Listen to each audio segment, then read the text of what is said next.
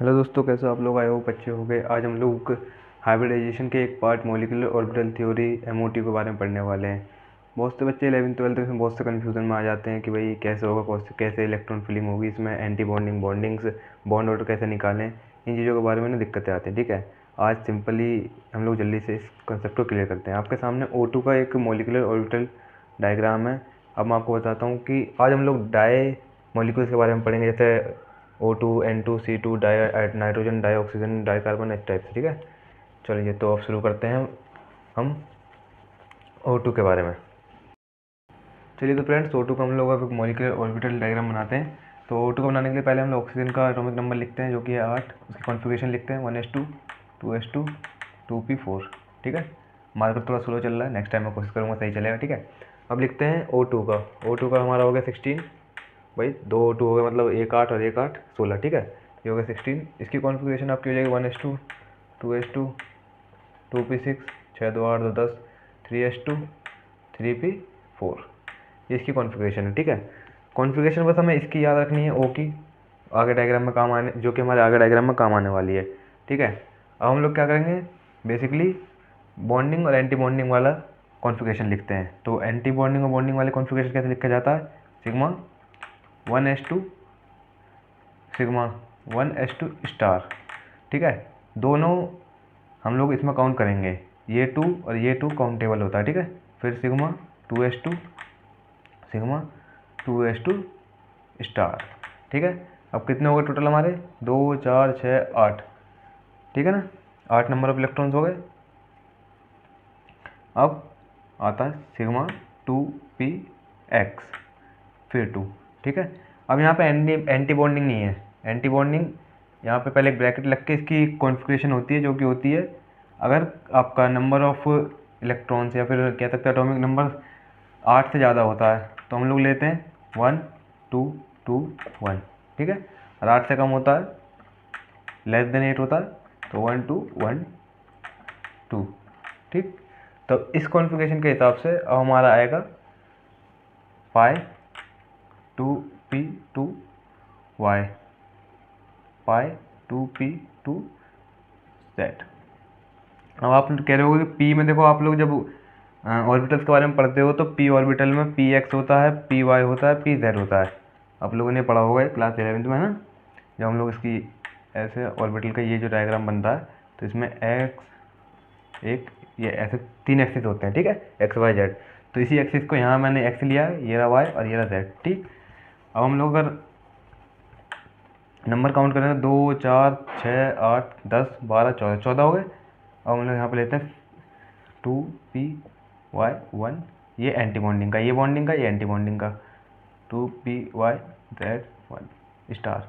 ये जो मैं क्रॉस बना रहा हूँ ये स्टार से ही एंटी बॉन्डिंग है। ठीक है, ये तो आपने पढ़ा होगा कि एंटी बॉन्डिंग और बॉन्डिंग क्या होते हैं। अब बनाते हैं इसका डायग्राम। तो फ्रेंड्स, वो कॉन्फ़िगरेशन के साथ आपको इसका डायग्राम कंप्लीट करके दिखाता हूँ। तो पहले मैंने लिखा था सिग्मा स्टार 1s2। ठीक है, तो 1s2 बनाने के लिए पहले एक बॉक्स यहाँ बनाओ आप, ये एक बॉक्स, ये एक बॉक्स, ये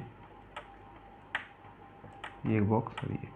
ठीक है, अब इसमें ये होता है 1s2 का बॉक्स, 1s2। ठीक है, इसमें इलेक्ट्रॉन फिलिंग करते हैं। 1s2 में कितने इलेक्ट्रॉन? 2 इलेक्ट्रॉन है, 1 2 1 2। ठीक, O2 का बना रहे हैं, तो ए को हमारा ये रहा, ए को हमारा ये रहा, दोनों साइड में फिलिंग करेंगे। टोटल नंबर ऑफ इलेक्ट्रॉन कितने हुए? 1 2 3 4। एक यहाँ है, ये नीचे वाला होता है बॉन्डिंग, ऊपर वाला होता है एंटी बॉन्डिंग। एक पेयर ऑफ इलेक्ट्रॉन हमारा गया बॉन्डिंग में, एक गया हमारा एंटी बॉन्डिंग में। ठीक, इलेक्ट्रॉन कंप्लीट, हमारा ये डायग्राम कंप्लीट। अब चलते हैं 2s2 की तरफ। ये 1s2 था, अब 2s2 के ऊपर चलते हैं। एक ये रहा, एक ये रहा, एक ये,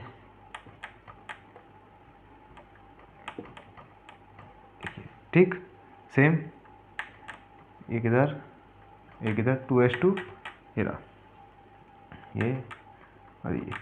अब देखो यहाँ मैंने कंप्लीट किया तो 1s2 ही लिखा। अब मैं लिखूँगा सिग्मा 1s2 स्टार। स्टार मतलब एंटी बॉन्डिंग, मतलब ये वाला। ठीक, इन दोनों की कॉन्फ़िगरेशन आपको यहाँ लिखनी होती है। ठीक, same in this case 2s2 लिखा है, सिग्मा 2s2 ये वाला बॉन्डिंग वाला। फिर लिखेंगे हम सिग्मा 2s2 स्टार, स्टार लगते ही एंटी बॉन्डिंग वाला। ठीक है, अब मैं ये कॉन्फ़िगरेशन देखो मुझे कैसे कंप्लीट करनी है। इसके लिए सिंपल पहले ऑक्सीजन की, मैं सिंगल ऑक्सीजन की कॉन्फ़िगरेशन निकालता हूँ। सिंगल ऑक्सीजन की कॉन्फ़िगरेशन होगी 1s2 2s2 2p4। पी में कितने 4 आ रहे हैं। पी का जब हम लोग डायग्राम बनाते हैं तो उसमें हम लोग 3 केसेस बनाते हैं। This is X, this is Y, this is Z. X Y Z मैंने आपको बताया कि उसकी जो ऑर्बिटल की शेप होती है या फिर उसकी जो ज्योमेट्री होती है वो 3 डायमेंशंस में बटी हुई होती है, ठीक। अब मैंने एक केस बताया था आपको, अगर more than 8 number of electrons है, फिर उसका एटॉमिक नंबर 8 से ज़्यादा है, तो केस था 1 2 2 1। ये मैं आपको बाद में समझाता हूँ क्या है। तो 1 2 2 का मतलब हम लोग पहले लेंगे एक बॉक्स, फिर लेंगे 2 बॉक्स, ये देखो 2 कॉलम यहाँ बॉक्स है, फिर लेंगे फिर से 2 बॉक्स, फिर लेंगे एक और बॉक्स ऊपर, ठीक। इसको कनेक्ट कर देंगे फिर से इधर वाले में। हम लोग जब O2 की बात कर रहे हैं तो आप ये चीज़ समझो कि एक तरफ ऑक्सीजन इधर है, एक तरफ ऑक्सीजन इधर है ना।